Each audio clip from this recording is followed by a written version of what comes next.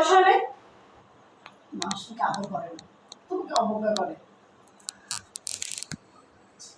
না তাই রান্না কিছু করতে হবে।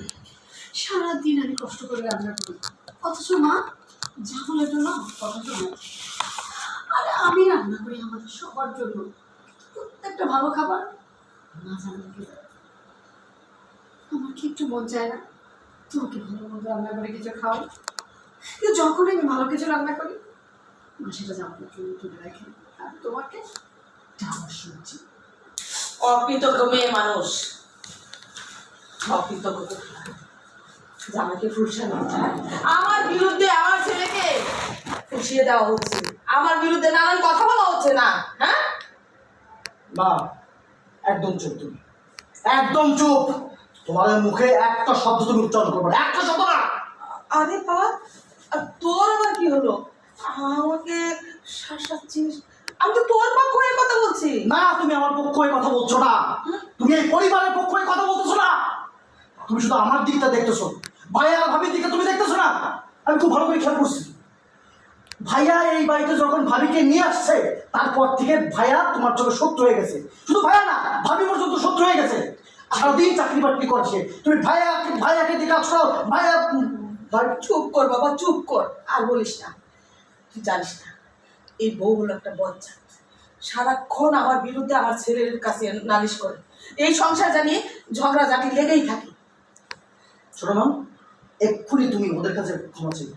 তুমি যদি ওদের কাছে ক্ষমা না চাও আমি এই বাড়িতে থাকবো না। আমি থাকবো না, আমি থাকবো না। এই কথা বলিস না বাবা, তুই বাড়ি ছেড়ে যাস না। আমি তোর অনেক ভালোবাসি, তুই যদি বাড়ি ছেড়ে চলে যাস আমি বাঁচবো না। আচ্ছা ঠিক আছে, আমি তোর কথাই রাখবো। বৌমা, তুমি আমাকে মাফ করে দিও। ছি ছি মা, আপনি মানছি আমাকে পাপের ভাগিদার করছেন, এভাবে বলবেন না। না, আমার ছেলে আজকে আমার চোখ খুলে আছে। আমি সত্যি তোদেরকে দেখতে পারি, দেখতে পারলেও সহ্য করতে পারি না। আমি চাই না তোরা ভালো থাক, ভালো খা। আমি ইচ্ছাকৃত তোদের সাথে শয়তানি করছি, সেই জন্য বলতেছি বাবা, আমি তোর মা, ভুল করলেও মা আমাকে তুই ক্ষমা করে দে বাবা। মা তুমি কি পাগলামি করছো? তুমি তো আমাদের মা, মা কোনোদিন সন্তানের কাছে মাপ চাইতে পারে? মা তোমার কাছে একটা অনুরোধ, তুমি শুধু আমাদের দুই ভাইকে সমান চোখে দেখো। অবশ্যই অবশ্যই আজকে থেকে আমি সমান চোখে দেখবো। এই সংসারে আমি যা বিষ ঢেলেছিলাম, আজকের পর থেকে এই সংসারে আর বিষ হবে না, সব মধুর মতো হবে, হাসি খুশিতে ভরে উঠবে।